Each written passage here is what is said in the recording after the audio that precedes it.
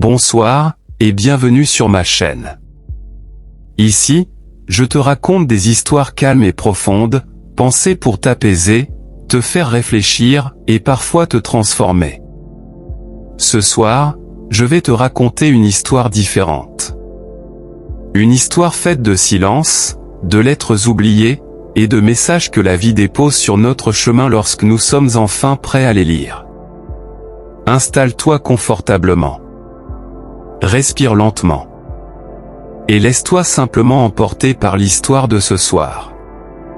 La nuit était tombée doucement sur la ville, comme une couverture posée sans bruit. Les lampadaires diffusaient une lumière pâle sur les pavés humides, et le fleuve, en contrebas, avançait lentement, indifférent au passage du temps. C'était dans cette atmosphère feutrée que Paul Morel, 51 ans, rentrait chez lui après une journée semblable à tant d'autres. Sa vie n'avait rien d'exceptionnel. Depuis plus de 20 ans, il travaillait comme conservateur dans un centre d'archives historiques, un bâtiment ancien où reposaient des milliers de lettres, de journaux et de documents que peu de gens prenaient encore le temps de lire. Paul avait appris à aimer le silence. Pas celui qui oppresse, mais celui qui observe. Celui qui écoute. Chaque jour, il manipulait des mots écrits par des hommes et des femmes disparus depuis parfois plus d'un siècle. Des soldats de 1914 écrivant à leurs fiancés. Des mères implorant des nouvelles de leurs fils. Des exilés laissant derrière eux une patrie qu'ils ne reverraient jamais. L'histoire officielle parlait de dates et de batailles. Mais Paul savait que la vraie mémoire du monde se cachait dans ces lettres oubliées. Ce soir-là, en ouvrant sa boîte aux lettres, il sentit immédiatement que quelque chose était différent. Parmi les factures et les prospectus se trouvait une enveloppe épaisse, d'un blanc légèrement jauni. Aucun timbre. Aucun nom. Juste son adresse, écrite à la main, avec une précision presque troublante. Il resta immobile un instant, comme si son instinct lui demandait de ne pas se presser. Une fois à l'intérieur, il posa l'enveloppe sur la table de la cuisine et se servit un verre d'eau, cherchant à calmer une tension qu'il ne s'expliquait pas. Lorsqu'il ouvrit enfin la lettre, il ne découvrit qu'une seule phrase, tracée à l'encre noire. Le silence n'oublie jamais ce que le cœur n'a pas osé dire. Paul relut ces mots plusieurs fois. Il n'était ni menaçant, ni mystérieux au sens spectaculaire du terme. Et pourtant, il semblait le viser personnellement. Il pensa immédiatement à Claire. Claire, qu'il avait aimée autrefois. Claire, à qui il n'avait jamais répondu après sa dernière lettre, reçue 17 ans plus tôt. À l'époque, il s'était convaincu que le silence était plus simple que la vérité. Et le temps avait fait le reste. Les jours suivants, Paul tenta de reprendre sa routine, mais quelque chose avait changé. Chaque lettre qu'il manipulait aux archives lui semblait désormais différente, presque habitée, comme si elles murmuraient toutes le même message. Un matin, il tomba sur une correspondance datant de 1871, écrite pendant la Commune de Paris. Un homme y expliquait à son frère pourquoi il avait choisi de ne pas fuir, malgré le danger. La lettre n'avait jamais été envoyée.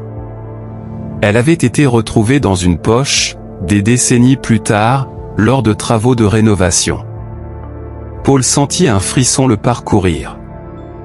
Combien de vérités étaient restées enfermées ainsi, faute d'avoir été dites à temps? Quelques jours plus tard, une seconde enveloppe apparut dans sa boîte aux lettres. Identique à la première. À l'intérieur, une nouvelle phrase. Ce que tu t'es devient parfois l'héritage de ceux qui te suivent. Cette nuit-là, Paul dormit mal. Les mots tournaient en lui. Il repensa à son père, un homme discret, presque effacé, qui n'avait jamais parlé de son propre passé. Après sa mort, Paul avait découvert qu'il avait été résistant pendant la Seconde Guerre mondiale, porteur de messages codés entre les villages. Des lettres. toujours des lettres. Et pourtant, jamais son père n'en avait parlé. Aux archives, Paul se mit à travailler autrement. Il ne cherchait plus seulement à classer, mais à comprendre. Il relut des lettres de poilus censurées par l'armée, où certaines phrases avaient été soigneusement barrées pour préserver le moral de l'arrière. Il relut des correspondances d'esclaves affranchis au XIXe siècle, apprenant à écrire pour la première fois afin de dire leur existence au monde. Il comprit alors que l'histoire avançait autant grâce à ce qui avait été dit que grâce à ce qui avait été tu. La troisième lettre arriva un matin pluvieux, déposée sans bruit. Cette fois, le message était plus direct. Écris ce que le silence t'a appris, avant qu'il ne parle à ta place. Paul resta longtemps assis, la lettre entre les mains. Il comprit qu'il ne s'agissait ni d'un jeu, ni d'un hasard. Peut-être que ces lettres n'étaient envoyées par personne. Peut-être étaient-elles simplement le reflet de tout ce qu'il avait accumulé en lui au fil des années. Le poids des mots des autres, mêlé à ses propres non-dits. Ce soir-là, pour la première fois depuis longtemps, Paul sortit une feuille blanche. Il écrivit à Claire. Il ne chercha pas à se justifier. Il n'essaya pas de réécrire le passé. Il écrivit simplement la vérité. Sa peur. Son silence. Son regret. Il ne savait pas si elle lirait un jour ces mots, ni même s'il enverrait la lettre.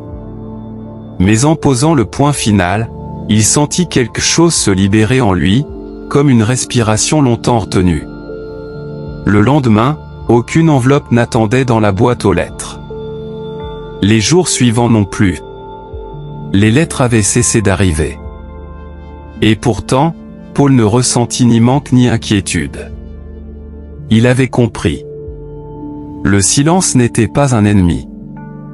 Il était un messager patient, qui attendait que l'on soit prêt à écouter. Quelques semaines plus tard, en classant un fonds récemment découvert, Paul trouva une lettre glissée dans un livre ancien. Elle datait de 1943. Une femme y écrivait. « Si quelqu'un lit ceci un jour, qu'il sache que je n'ai pas eu peur de vivre, seulement peur de ne pas être entendu. » Paul referma doucement le livre. Il sourit. Il savait désormais que chaque lettre, envoyée, perdue ou jamais écrite, faisait partie d'un immense dialogue à travers le temps. En quittant les archives ce soir-là, il leva les yeux vers le ciel assombri. Les lumières de la ville lui semblèrent plus douces. Il pensa à toutes ces lettres que le silence dépose sur nos vies, invisibles mais persistantes. Certaines attendent d'être lues. D'autres attendent d'être écrites. Et parfois, il suffit d'en écouter une seule, pour que tout commence à changer. Merci d'avoir pris le temps d'écouter cette histoire. Peut-être qu'en fermant les yeux ce soir, tu entendras toi aussi ce que ton silence essaie de te dire. Et peut-être qu'il déposera, doucement, une lettre sur ton chemin. Abonne-toi, like, et commente pour m'encourager à faire plus de récits de ce genre.